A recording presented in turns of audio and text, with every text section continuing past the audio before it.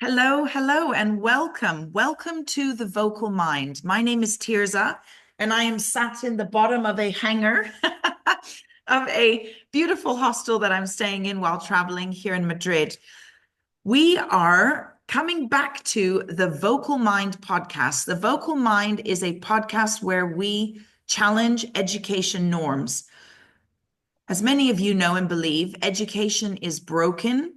Education is not suiting the needs of its learners and pupils, and most certainly not preparing them for the world outside of school. The world outside of school has changed rapidly and continues to change exponentially. And our young students are entering that world ill-prepared for what it's going to give them. So this podcast is about challenging norms, looking at what's happening now, and suggesting through evidence-based, neuroscience-based facts of how we can make the change, whether it's in our classrooms, whether it's as a head teacher in a school, a parent, or as a leader in education for your government. I'm Tirza Elise, longtime educator and advocate for education and leadership and mindset consultant. And I am very honored today to be sat across from Katarina Hansen's Carlson. And she, again, is a passionate advocate for the right kind of education. Over to you, and thank you for joining us. Thank you, Tirza. So, Katarina Hansens Carlson is my name, and I'm the founder of Global Leadership Schools, creating the most dynamic and innovative schools in the world, transforming schools globally. Amazing. Amazing. And that is what we need to do. And we're going to do it one school at a time, right? Like the story of the starfish. Yes. Do you know the story of the man standing by the sea? Yes, absolutely. Throwing one starfish at a time into the ocean. And that's what we're here to do, because it's a big beast that we're tackling. There's been experts for years and years trying to change the education system systemically. And we're still where we are today, 60 odd years later. Yes. One of the things that inspired our conversation was some research that you're passionate about 60 years ago, done by NASA. Do you want to launch us in with that research? And let's just carry our conversation on from there. Yes, absolutely, Tirza. So, what is the problem we're solving in schools? Dr. George Land discovered with his NASA research 60 years ago that children were operating at, what shall I call it? Creative genius. That's what he calls it. Creative genius up to the age of 6. 98% creative genius. Now, these same children, by the time they're teenagers, it's down to 12%. We are clearly dumb-downing children. By the time these children became adults, it was down to 2%. Oh. No wonder we're in trouble in the world, you know. And yet, what does the world need right now? It needs inventors, creators. Absolutely. Everything is changing. There's jobs that are listed on Indeed or whatever that I've never seen before. Virtual closer, digital product creator, jobs that didn't exist before. And I remember saying about 12 years ago to teachers, you are educating pupils to live in a world that has jobs that you don't even know exist. And I think that's from a statement that even Ken Robinson has said a few times. This is nothing new. So my question is, why are we still continuing to dumb down the brains, the minds, the hearts and souls of our young people in these very, very strict establishments? Little story. This morning, I'm sitting having coffee in this hostel, and this teacher is sat next to me saying, I'm off to go teach children today. And she actually said, I'm off to go torture teenagers with a series of tests. And I said, what a shame. I think tests are a real sort of, they hurt the whole education journey. They really hinder growth and creativity. And her response was, well, if we don't test them, they won't study. And for me, all I wanted to do was scream and cry, knowing I was about to have this conversation with you, thinking, the reason they're not studying is because perhaps it's not interesting or it's not relevant, or Yep. you haven't made it so appealing and insatiably interesting that they're just like going through the motions. And I can guarantee you, whether they study for the test or not, they don't remember it when the test is done, no matter whether they got an A, B, or C. Absolutely, because it, as you say, it has no relevance. They go, how am I going to use this in my life? So Yes. we haven't found the brilliance in children, and we need to find that before they're 6 years old. Yes, Find their brilliance, and we need to make every single subject relevant to them that's right. according to their unique brilliance. Okay, and how about allowing children to become the teachers, to participate much more? Why not ask like 10 questions, biology questions, say, this is your homework, go find out. We live in an age of information. We That's are right. not educating our children.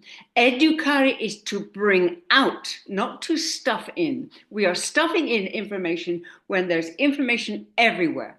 I've That's right. talked to a student who said, you know, we go through an hour of boring history and the teacher makes it boring. You know, the Boston Tea Party is not boring at all. But on 10 minutes, I can go to YouTube and find everything I need to know about that. So why not give the children, the students, an option? Say, I want you to do a quiz. I want you to do a like a little drama of the Boston Tea Party. Why not make it dynamic? We teachers, Tirsa and I have all also been teachers, have been dumbed down to be Followers of a curriculum that followers of was a written curriculum. 100 Exactly. years ago. Yes. Yeah. So And so and now we are leaders, we are trainers. We've got out of that system, and we're about to train teachers. So, yes. And I okay. just wanted to sort of raise a question for listeners today. If you are a teacher,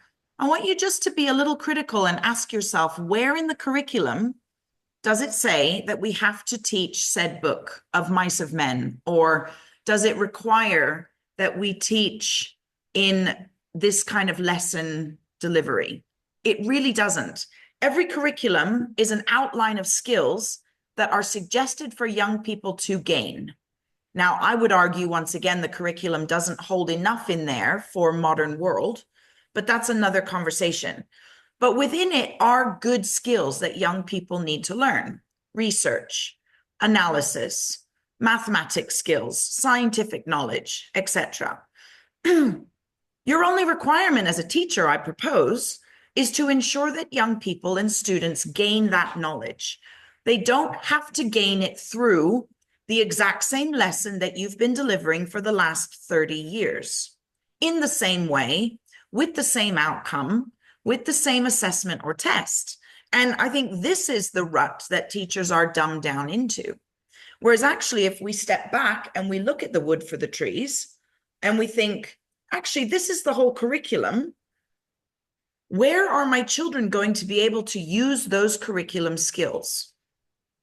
And in a program that I ran in England called Making Learning Visible, one of the biggest aims or messages was stop teaching and start learning, and get rid of the tables and start doing. I Because love when we do, and when we think, and when we create, and when we design, we learn.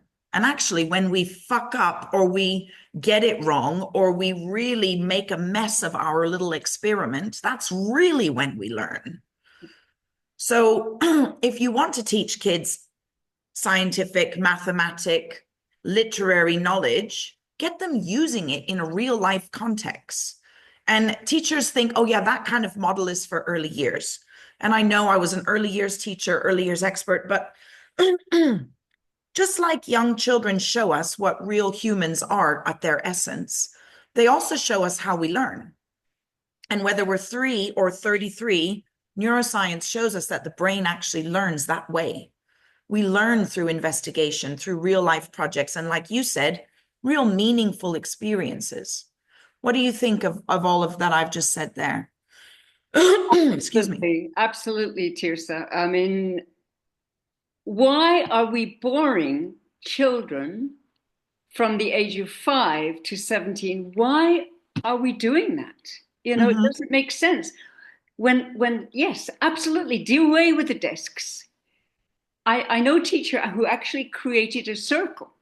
Hmm. So there was interaction. She read stories, and she had the best class in in the school. Why? Yeah. Because she molded them that way and she listened to them. We need to start listening to students and what Yeah. they have to say. And when Yeah. students go in and they start shooting their teachers and shooting each other, it's way too late to listen, but we definitely need to listen then. And it's happening.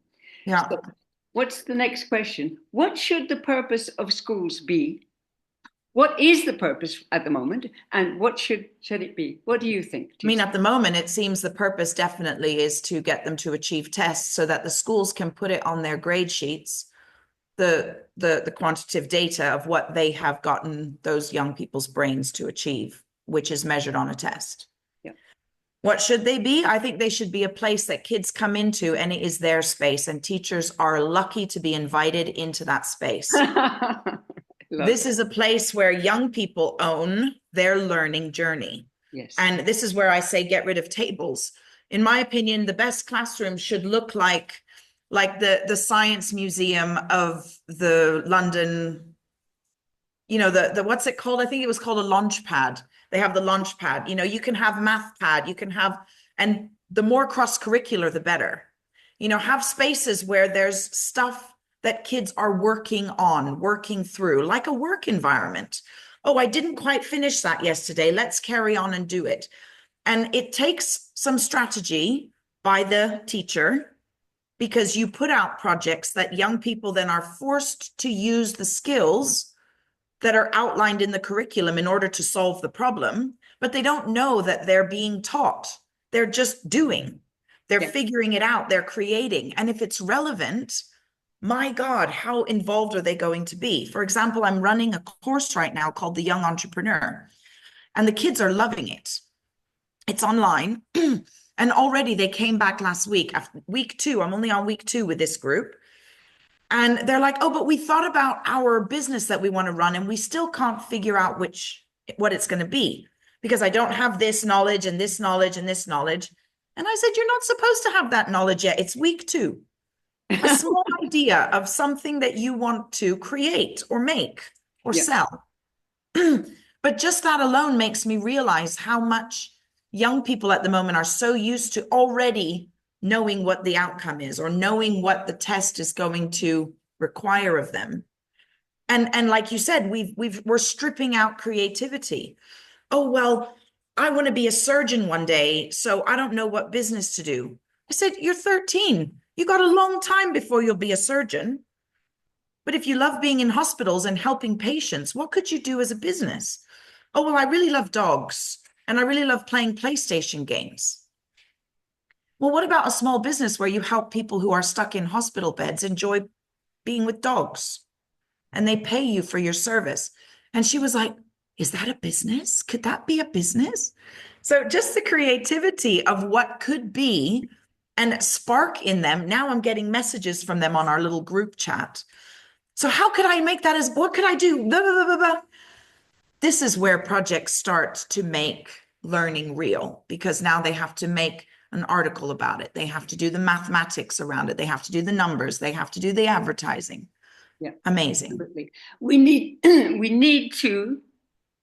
The purpose of schools, I think, for students should be self-discovery. Who am I? So Yes. if I want to be a surgeon, then I am in the mindset of a surgeon. I'm 7 years old and I decide that I am a surgeon. Now, then biology becomes interesting, all the sciences become interesting, and there should be specialist lessons as well of all of the students in the school who want to Yes. be surgeons or doctors or whatever. They get together. Why? Because it's relevant, because it's about their lives. We do not prepare young people for life. We do That's right. not. We don't. Technology has gone like at nano speed, and we are in the dark ages. Hello, it's like we're still riding horses, and we have rockets. You know, we can just No, fly around on no. rockets. So It's so it, infuriating. so we need to help. Teachers need to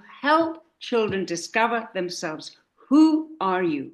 What is your driving purpose? What do you want to achieve in school? What is your brilliance?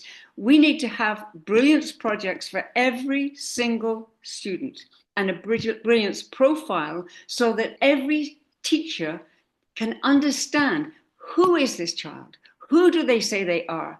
What do they love to do?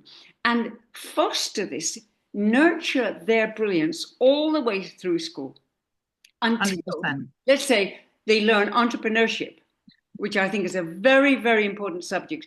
What if they learn neuroscience? What if there's on the curriculum, there is, how does your mind work? Are you visual? Are you kinesthetic?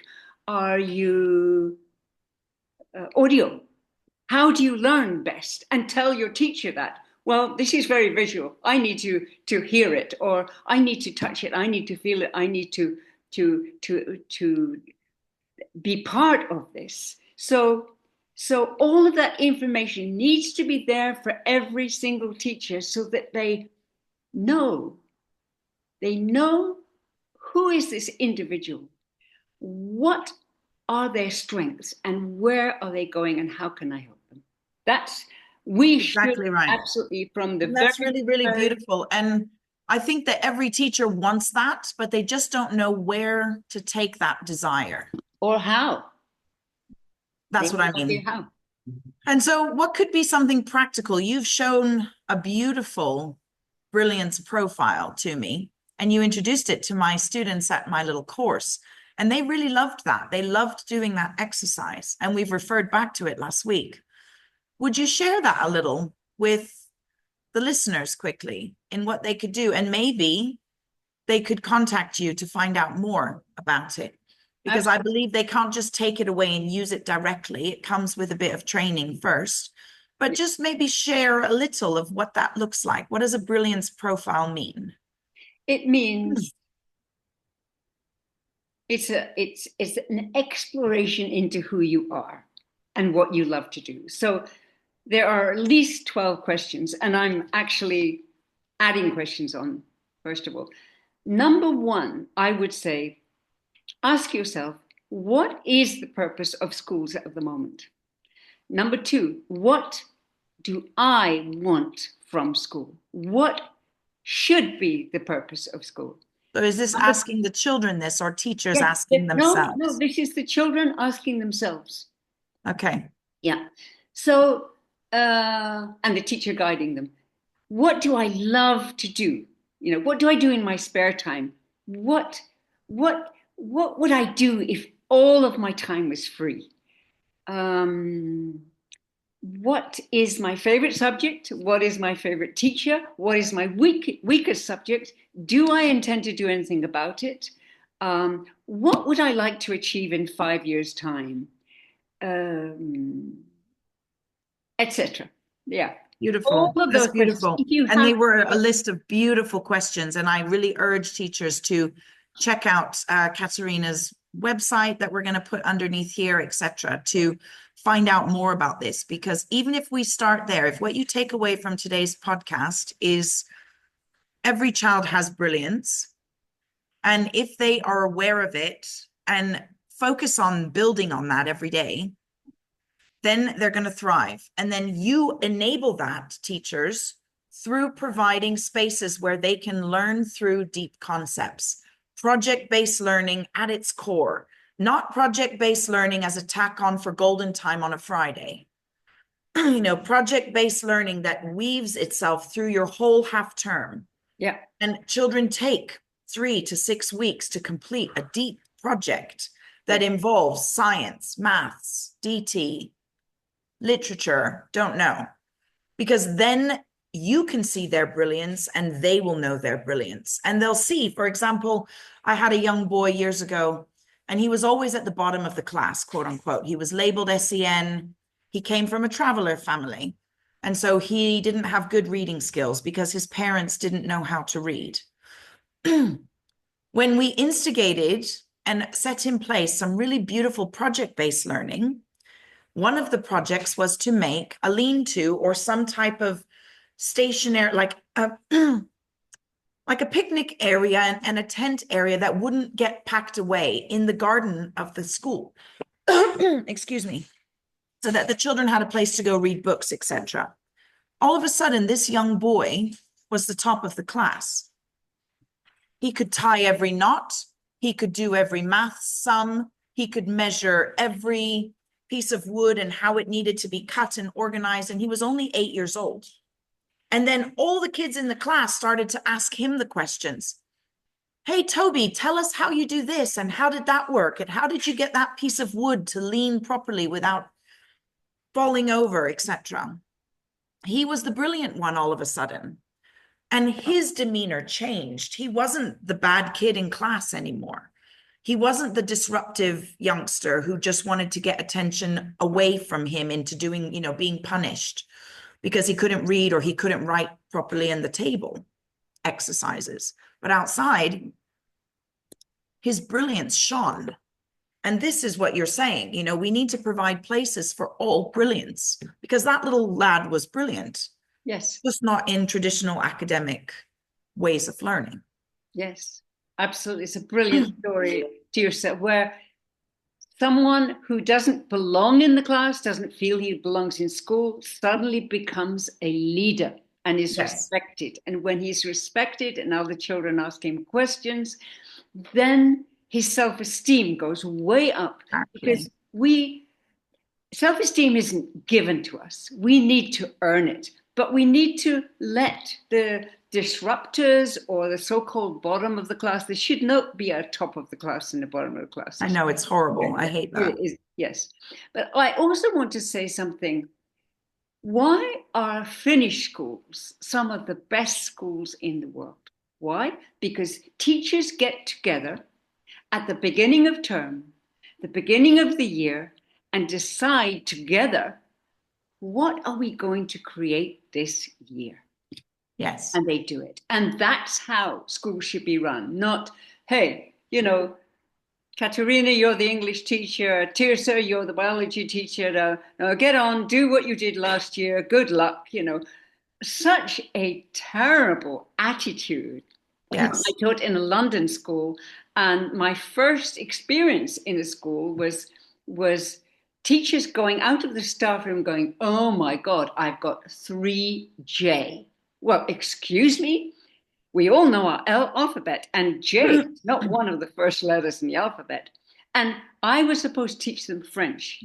Now, I started to love these young people, and I found a way to teach them French. And I was tough with them. I was tough because they were tough with the teachers. They gave the teachers a horrible time, but they didn't give me a horrible time because I was only just a little older than them. But I found a way where they could actually get 68% in their exams to 98%. We need to be innovative as teachers. We do. We really, really do. And, the brain has such a deep capacity for learning, and it has a desire to learn.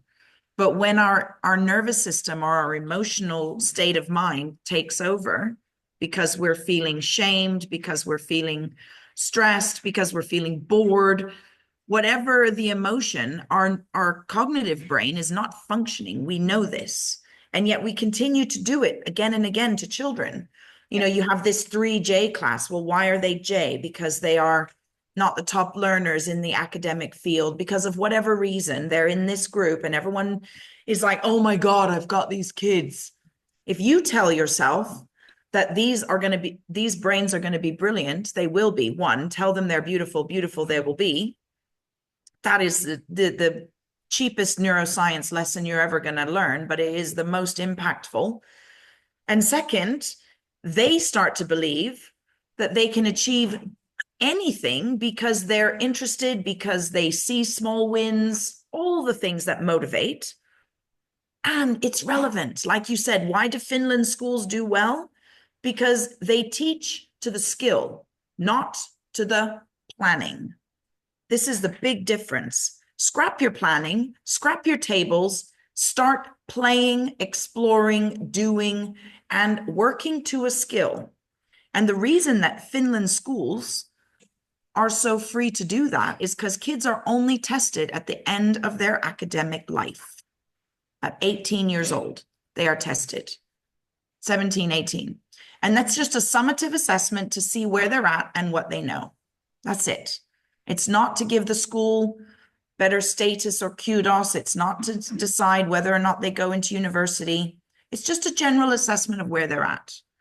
So there's no pressure on the teacher and the kids to get to a certain grade level by the end of each year. So their learning is linear.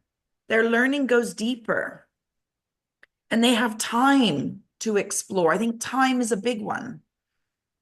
Get rid of your planning and you'll have so much more learning going on. Focus your plan only on what will be learned, not what will be done. Yes. And then let the kids do the doing because their brains are desperate to learn. Yes. And they're desperate to feel good and interested about what they're doing. Yeah. And to create. Because, Tirsa, in my experience, only 30% of any class was academic. So why are we forcing knowledge into children, into students, when only 30% of the class want to know? What about the other 70%? We need to find out, who are you and what do you want to learn? And let's create that. Yeah. So we are programming children to become academic, intellectual, and they jump through the hoops. And I'm only talking about 30%. And let's say they do get to university. I know so many PhDs, doctors, who have no clue. I'm sorry, no clue about their lives, who they are, and what they want to do. And they expect to suddenly be successful. That doesn't always happen. Yeah. It's very, very true.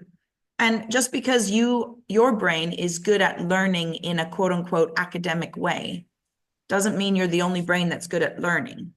You know, like the little boy, he didn't read or write, but he could make the hell out of a tent and a lean-to and a wooden structure so that kids could sit on and have a picnic. And he could do it at the age of 7 or 8. You know, he's probably going to be more successful than the kid at 7 or 8 who was making A's in every single exam. Yes. You know, because the world doesn't need exam brains anymore. No. The world needs people who will figure stuff out that no one else has figured out before. And creativity is what is driving the world today. Yes. Not factories, not academic attainment, you know, and there's very few people that need that level of knowledge anymore. Guess why? There's an app for that, right?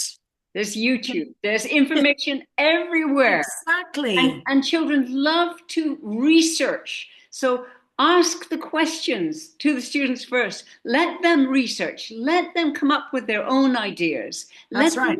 Code and analyze if what they found out is right or not. Try it out because there's a lot of dud research out there too. Yeah, absolutely. Test it. Test your theories. See if it works. And that's your job as a teacher, is to provide and facilitate deep thought. And deep thought happens when you're doing, happens when you're creating and making. So provide spaces for deep thought and then think about your questioning. And maybe the next podcast we do should be on those questions, higher order questioning. You know, how do we go deeper? How do we get kids to really think? Because we're not creating thinkers in this day and age. We're creating memorization experts. Yeah, they're already thinkers. They're already creative geniuses up to the age of 6. They can learn 3 languages. They're linguistic geniuses. So why are they in Sweden? Why are they playing for 7 years before they even start school? They have preschool, but you know, why aren't they learning 3 languages? I mean, there's all this information on YouTube. They think languages are fun. So why not learn 3 before they can read or write? Yeah, it's one of my biggest regrets for my children is that I didn't give them another language. Yeah. It's just so beautiful. It's a gift that if you can give it to your children, do it, Yeah. because it widens the brain capacity, it extends the language section of the brain, and it opens your mind to culture and to different ways of thinking and being, which is just, emotional literacy. That's just beautiful. Yeah, absolutely. About the brain, when you learn one language, it may be located here, then the second language, when you learn the second language, the information in the brain goes to another place and opens up another area of your brain. It's amazing. Well, Just amazing. before you're 6 years old, this is what happens. Yeah, yeah. Gift of language is beautiful. So what if And we teach neuroscience as a subject in school? How does your brain work? How does your mind work? How can you be successful? that would be beautiful. I've Yeah. actually just been invited, Katerina, to collaborate with a group of experts in, I want to say Macedonia. I'm Yeah. going to get that wrong, but That's never mind. I will refigure.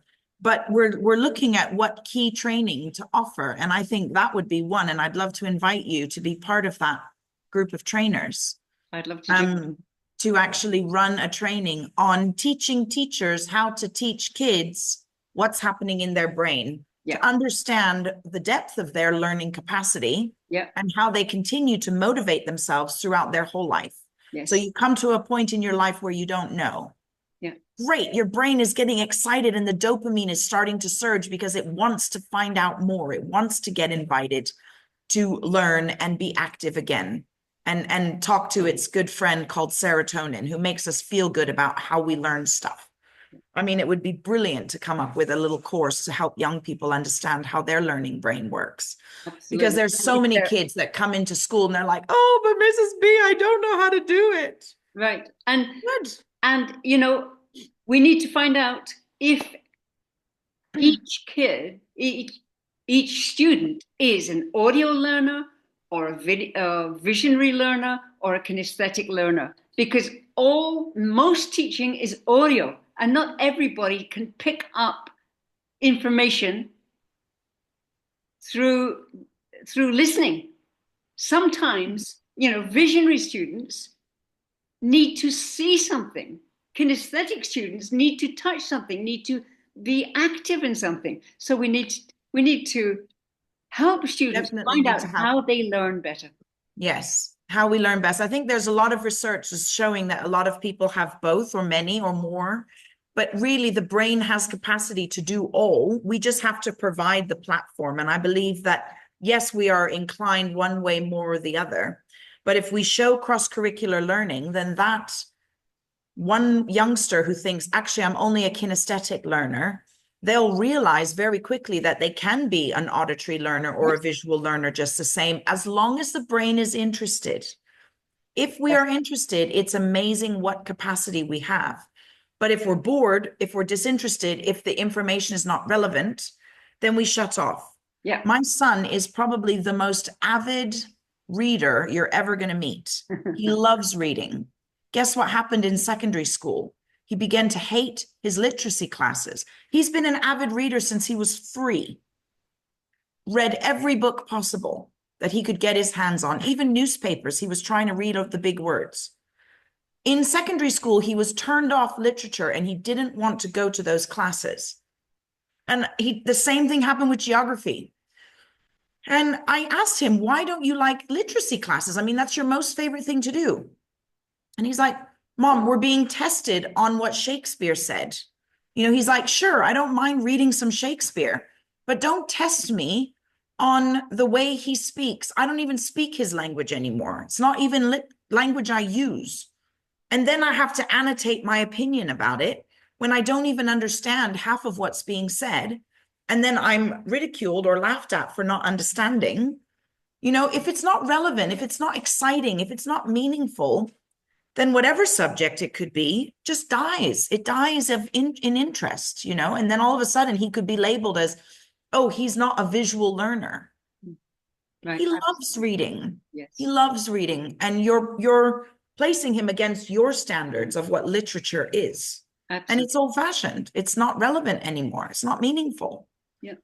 And why are we not using right brain, left brain teaching in every classroom so that we have three screens, a right brain screen, which is nature. Children look out the window when they're bored. They look at their phones if they have them. So when the right brain starts to open up, it's because the left brain is looking at nature. So the left brain is looking at nature. The right brain it's all factual. And in the middle is an interactive screen. So then children learn what they normally learn in 1 hour in 10 minutes. And then they can have quizzes and be interactive.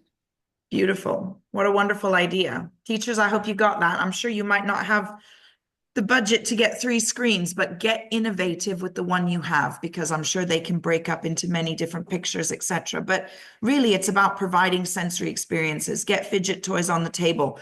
I used to cover my table with paper so that kids could doodle and scribble while we were talking or working together. Because when you're doing something as well, the brain can listen or refunction. Yes. You know, you can have provision for kids to have one earphone in that's playing calm music to give them the left and right brain experience while you're talking something mathematical. There's so many strategies that can be used to help kids bounce between the left and the right brain so that we really ignite all the capacity that's possible for these youngsters. Wow, what an empowering conversation. Katarina, excuse me, and I are going to continue this conversation weekly. We think every Wednesday at 8:30, and we have a platform on The Great Discovery where we can go live. So watch this space, and we're going to be announcing it regularly. And our aim is to pull together a group of powerful teachers who are passionate about this. So if you are, get involved, write to us. We'd love to have you on the conversation. And we'd love to hear your opinion about things we say. And let's make it as practical and as real as possible. What do you think? Absolutely, Tirsa. Yeah, let's start. You know, we don't have to go to the authority to say we want change. We are the change. So we're looking for teachers who want to be the teachers, who want to be the change. There's at least one dynamic teacher in every school that I've been in. We're looking for you. And you may not be popular. The other teachers may actually dislike you or be jealous of you or hate you. We want you on our team. Yes, So we do. us. Yes, we do. Give us a call. And we really look forward to our next conversation and conversations with you as well. If you are passionate about enabling young people to have everything they need when they walk out of school at 17, 18, get involved in our conversation. If you have something to say, if you have something to share, we want to hear it along those lines. And we look forward to our next conversation. Beautiful. And how do people contact you, Tirsa? So we have 3 ways you can get in touch with us. Our website is www.uconnecthub.com, of which will be in the link below. Again, you can contact me on info@uconnecthub.com. That's my email. And you can find us on Facebook and Instagram under UConnect or Tirsa Elise. And how do people contact you, Katarina? The best way is LinkedIn. I'm Katarina Hansens Carlson, or formerly Catherine Carlson. On LinkedIn, contact me, and I will remember to leave the Brilliance Project PDF with this. Amazing. Thank you for watching. That is wonderful. Thank you for joining us, and we look forward to our next Vocal Mind conversation. Let's change education. See you next time.